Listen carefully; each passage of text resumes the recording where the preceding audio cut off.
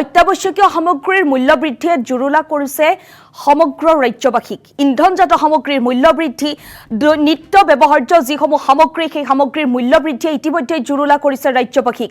আজিৰ দিনটোত মটৰ পৰিবহণ বিভাগেও এক সিদ্ধান্ত লৈছে 1 জুলাইৰ পৰা তেওঁলোকে বাছৰ ভাড়া বৃদ্ধি কৰিব।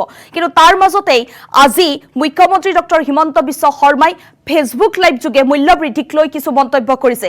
মুখ্যমন্ত্ৰী ডক্টৰ হিমন্ত বিশ্ব শৰ্মাই ফেচবুক লাইভ যোগে উল্লেখ কৰিছে যে মধ্যপ্ৰাচ্যৰ যি যুদ্ধৰ পৰিস্থিতি সেই পৰিস্থিতিৰ বাবে ইন্ধনজাতীয় সামগ্ৰীৰ দাম বৃদ্ধি হৈছে। মধ্যপ্ৰাচ্যৰ যি পৰিস্থিতি সেই পৰিস্থিতি কিছু হাম কাটিলেই যুদ্ধবিৰতি হ'লেই ইন্ধনজাতীয় সামগ্ৰী বা অত্যাৱশ্যকীয় যি সামগ্ৰীৰ দাম বৃদ্ধি হৈছে বা মূল্য বৃদ্ধি হৈছে সেইসমূহ কমি যাব বা ঠিক হ'ব, ইন্ধনজাত সামগ্ৰীৰ দাম বৃদ্ধি ঠিক হ'ব বুলি ইতিমধ্যে মুখ্যমন্ত্ৰীগৰাকীয়ে উল্লেখ কৰিছোঁ। আৰু পশ্চিম এছিয়াৰ যি যুদ্ধকালীন পৰিস্থিতি সেই পৰিস্থিতিৰ বাবে এতিয়া বিশ্বজুৰি ইন্ধনজাত যি সামগ্ৰী সেই সামগ্ৰীৰ দাম বৃদ্ধি হৈছে। আজিৰ দিনটোত ফেচবুক যোগে মুখ্যমন্ত্ৰী ডক্টৰ হিমন্ত বিশ্ব শৰ্মাই উল্লেখ কৰিছে এই কথা। যুদ্ধ পৰিস্থিতি যেতিয়াই ঠিক হ'ব, যুদ্ধ পৰিস্থিতি ঠিক হোৱাৰ লগে লগেই মূল্য বৃদ্ধি হ্ৰাস হ'ব বুলি মন্তব্য কৰিছে মুখ্যমন্ত্ৰী ডক্টৰ হিমন্ত বিশ্ব শৰ্মাই।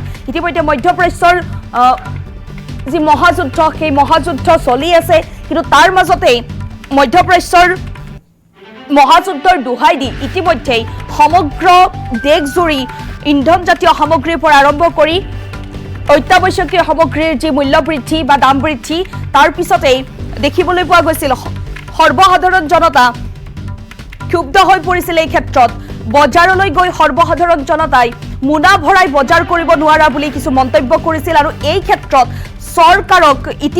চৰকাৰক অনুৰোধ কৰিছিল সৰ্বসাধাৰণ জনতাই। আচলতে কিহৰ কাৰণে এনেধৰণৰ দাম বৃদ্ধি হৈছে আৰু প্ৰতিটো দিনতেই দাম বৃদ্ধি হৈছিল। পেট্ৰল ডিজেলৰ পৰা আৰম্ভ কৰি অত্যাৱশ্যকীয় সামগ্ৰীৰ যি দাম বৃদ্ধি সেই দাম বৃদ্ধিয়ে ইতিমধ্যে জুৰুলা কৰিছে সৰ্বসাধাৰণ জনতাক। আৰু আজিৰ দিনটোত দেখিবলৈ পোৱা গৈছিল মটৰ পৰিবহণ সন্থাই ইতিমধ্যেই তেওঁলোকে দাবী কৰিছে যে 1 জুলাইৰ পৰা 70% বাছৰ ভাড়া বৃদ্ধি কৰা হ'ব। অৰ্থাৎ এতিয়াৰে পৰা আপুনি বাছত উঠিলেই দিব লাগিব 20 টকা, আপুনি বাছত উঠিলেই 20 টকা দিব লাগিব। যদি আপুনি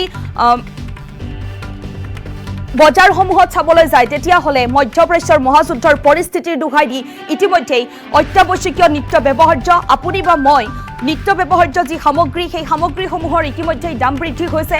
প্ৰতিবিধ সামগ্ৰীতেই দাম বৃদ্ধি হৈছে, পেট্ৰল ডিজেলৰ দাম বৃদ্ধি হৈছে। কিন্তু এই সন্দৰ্ভত মূল্য বৃদ্ধি সন্দৰ্ভত আজি ফেচবুক লাইভ যোগে মুখ্যমন্ত্ৰী ডক্টৰ হিমন্ত বিশ্ব শৰ্মাই মন্তব্য কৰিছে যে মধ্যপ্ৰাচ্যৰ যি শেহতীয়া পৰিস্থিতি সেই পৰিস্থিতি খাম কাটিলেই পেট্ৰল ডিজেলৰ মূল্যও হ্ৰাস পাব। ইতিমধ্যে যিহেতু উল্লেখ কৰিছোঁ পশ্চিম এছিয়াৰ বা মধ্যপ্ৰাচ্যৰ যি যুদ্ধকালীন প্ৰস্তুতি বা পৰিস্থিতি সেই পৰিস্থিতিৰ বাবেই বিশ্বজুৰি ইতিমধ্যে ইন্ধনজাত সামগ্ৰীৰ সংকটত পৰিছে। সমগ্ৰ বিশ্ববাসী ইতিমধ্যে সংকটত পৰিছে। বিশ্বজুৰি বিভিন্ন প্ৰান্তত এতিয়া দেখিবলৈ পোৱা গৈছে পেট্ৰল ডিজেলৰ নাটনি, সমান্তৰালকৈ চিলিণ্ডাৰ ৰন্ধন গেছৰ যি নাটনি আৰু তাৰ সমান্তৰালকৈ দেখিবলৈ পোৱা গৈছিল বজাৰসমূহত অত্যাৱশ্যকীয় সামগ্ৰীৰ যি দাম বৃদ্ধি।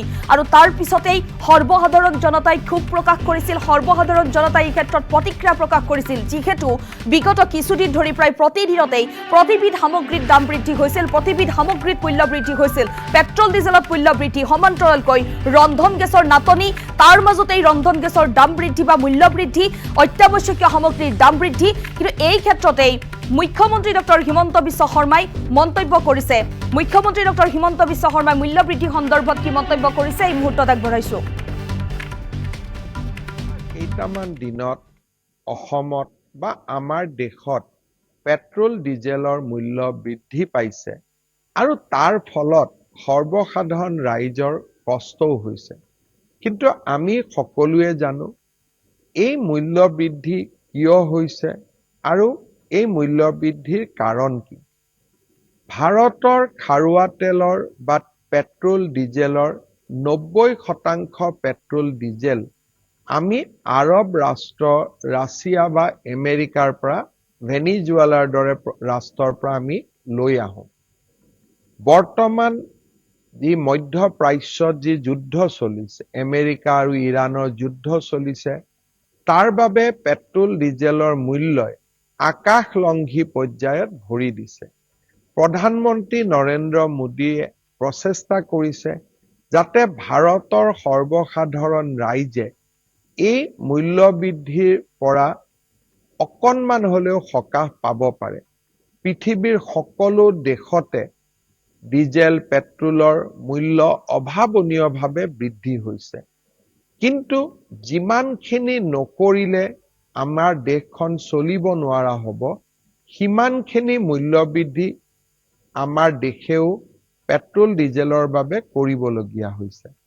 আৰু আমাৰ ৰাজ্যখনেও এই যুদ্ধৰ বাবে সমগ্ৰ দেশৰ লগতে অকণমান হ'লেও বিত্তীয় অসুবিধাৰো সন্মুখীন হৈছে। নিৰ্বাচনৰ পিছতেই আমি এই বিত্তীয় অসুবিধাৰ সন্মুখীন হোৱাটো আমাৰ কাৰণেও চিন্তাৰ বিষয়। কিন্তু মই আশা কৰোঁ যে খুব সোনকালে আমেৰিকা আৰু ইৰাণৰ মাজত যুদ্ধৰ চুক্তি হ'ব, বিশ্ব বজাৰখন মুকলি হ'ব আৰু আমি অসম আৰু আমাৰ ৰাষ্ট্ৰ আমি পুনৰ বিকাশৰ কৰ্মযজ্ঞত নামিব পাৰিম। এই কেইটা দিন আমি এক প্ৰত্যাহ্বানৰ মাজেৰে পাৰ কৰিছোঁ আৰু নিশ্চিতভাৱে আমি সকলোৱে তাৰ ভুক্তভোগীও।